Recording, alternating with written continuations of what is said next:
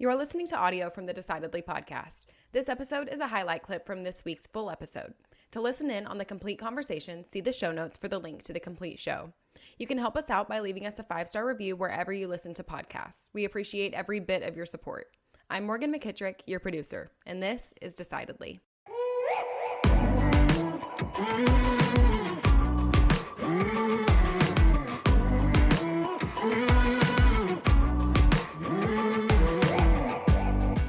So look back at your life and like 3 pivotal moments, 3 highs, 3 lows, and let's unpack that. Like, what did you learn from that? Like, how has that developed you to become who you are today?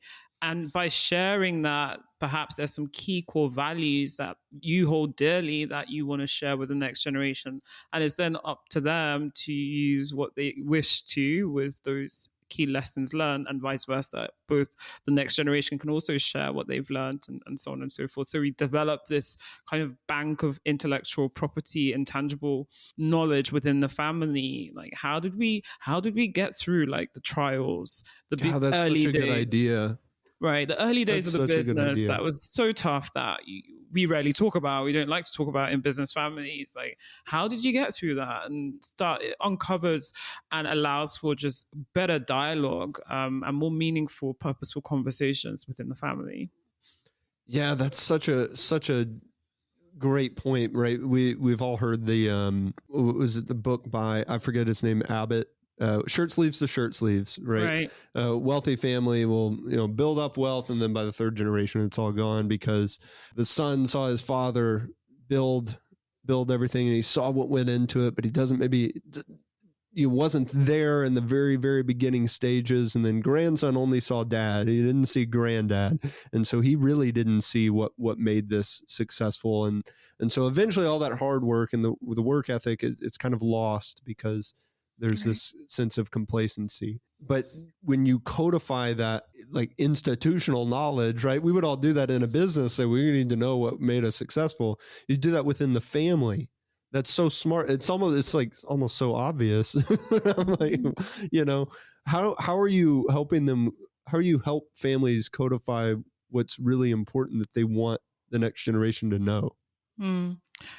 Really getting folks just on a meta level to understand that we need to work on the business of family to successfully transition across generations. We need to really understand what is our, like, with businesses, like, they know their culture, they know like their values, they know their mission, they know their vision. And like you said, they've got a process of knowledge sharing and institutionalizing their memory. And we need to do the same thing as families. We need to start having conversations to get to know one another. We need to evaluate the resources we have within the family. And that goes beyond just financial resources, knowledge capital, for instance, social capital, human capital. We measure that and we know where there's areas for improvement. Is it that we need to learn more of the structural stuff, like how to understand trust and all this stuff? Or is it that we need to help the next generation navigate their unique place in life? Or is it that we need to work on some learning together or some having fun together? So we get very intentional in tracking and measuring that, and then action steps to addressing that. Yeah, I would think the people taking over a business or the next gen, once all of that becomes clear, they're going to have to wrestle with, is this what I want to accept? Is this what I want? Is this a legacy I want to live? If you're sharing with me, these are my values, these are, this is our purpose, this is what this business is about, this is what this family is about. I think that next generation has to say, do I want to take that torch and run with it? Right? That's why it has to be a collective conversation where everyone has buy-in to, these are our shared values. This is our shared vision. This is our shared purpose. So it's not dad is dictating to me, but this is the team. This is what we all have buy-in to. Do you remember the moment when you realized that this is where the true work was, in legacy planning and not in trust and investment and all the minutia? Oh God, the moment. I don't remember the precise moment, but there was one particular client of mine and it hit me like a ton of bricks. So her father was late and they had several operating businesses, foundation, and he had done legacy planning. So he pulled in his attorney and trusts and foundations and things, and he passed away. And then left the siblings. 2 of them were married, 4 siblings, 2 were married with kids, and only 1 of the kids had worked with him in the business. And here they are, supposed to be carrying on dad's legacy, but they could not actually come together and make decisions that were productive without conflict. They just constantly kept on squabbling because each had their own idea of what dad would have wanted. Each had their own idea of what would have been important. Each had their own idea of what they needed to focus on.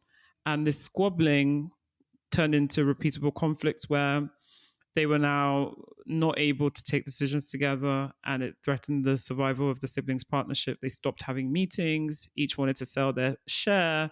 And how do you do that with, say, joint family homes and things like that? And it was then that I realized that quite often in the industry, we speak in the language of the technical and not enough in the language of the relational. And the relational actually is the foundation. We need to think about, how do we make joint effective decisions together? What is our collective purpose and vision, like you spoke to? Like, what is that higher why? What are our shared vision, our shared mission, our shared values? And then go into the tactile. How do we equip the family members to be able to achieve that? Yeah. I love that. I want to second that point 1,000 times. We spend so much in the technical and not enough in the relational. I've had that experience as an advisor as well. I say, hey, let's figure out what's really the purpose of your money, what's going to happen when you pass away.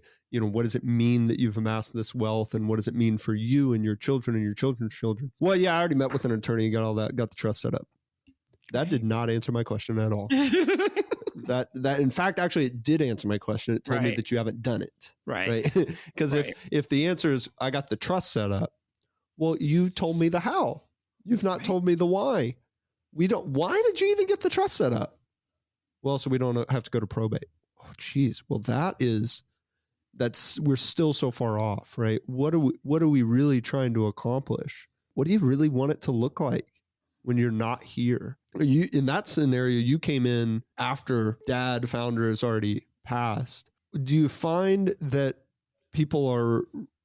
the younger generation is more receptive to this type of thought process than the older generation, or is it equal, or is it reversed? I guess, does it matter? It becomes a lot more complicated when the founder's not in the room, because then the next generation have their spouses, each have their own strong opinions. When the founder's in the room, he or she is able to kind of like moderate and be like, no, we're not going down that route. That's not, and everyone just kind of typically will conform. Yeah. But now it's just like, you've got to think through 4 branches of the family, essentially, and it gets a lot more complicated. So I always encourage folks to start the legacy planning whilst the founder's alive. That's ideal. We can obviously do it when the next generation come into siblings partnership. Assuming they're aligned, it would be easier, but where they're not and they have completely different viewpoints, different priorities, different values, it can get quite complex. Yeah.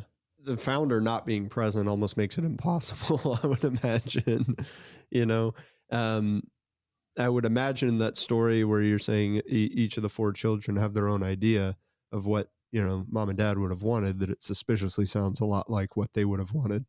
On their own, it's like, it's kind of like growing up in the church, where people would say, well, just God really called me to go, the Holy Spirit to go backpack through Europe this summer. It's like, oh, okay, really? You just want to do that? Yeah, that's convenient. God didn't call you to go, work construction. So I love that. That's Nikkei, any last pearls of wisdom? I would say just invest in spending time together and having purposeful conversations, being very intentional to find the time, not just in the diary, but the emotional space in your hearts to also bond on the more purposeful why we're doing this. What's the compelling reason for us to stay in business together, or to stay investing together, to reflect on that? It seems like an interesting question, right? Because it's almost like, so why are we still a family? Right. And you know what? I don't know. I've not had that conversation. That might be a question that's worth asking. Like, why are we still a family? Right. And I love these questions that have obvious answers or seemingly obvious answers. Like, why do you want to get a better return? Well, it can make more money. Why do you want to stay a family? Well, because we're a family. Well, what does it even mean? What does it mean to be a family? Right. What does it mean? What are you actually doing? Well, we're all related. What does that mean? You have the same ancestor somewhere up the family tree. What does it mean to stay a family?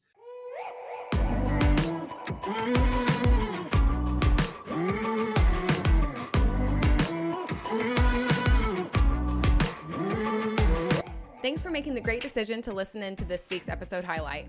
If you want more of what you just heard, see the show notes for the full episode.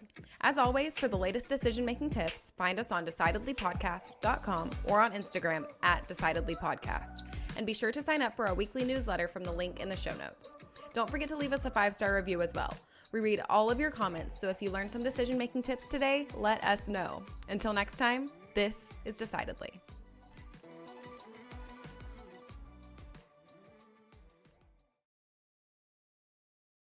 Insights, advice, and comments provided by Sean Smith, Sanger Smith, and speakers identified as part of the Decidedly podcast should not be considered recommendations. Speakers not identified as members of Decidedly are expressing their opinion, and their statements should not be construed as reflecting the views of the Decidedly team. This podcast is produced solely for informational purposes, not personalized advice.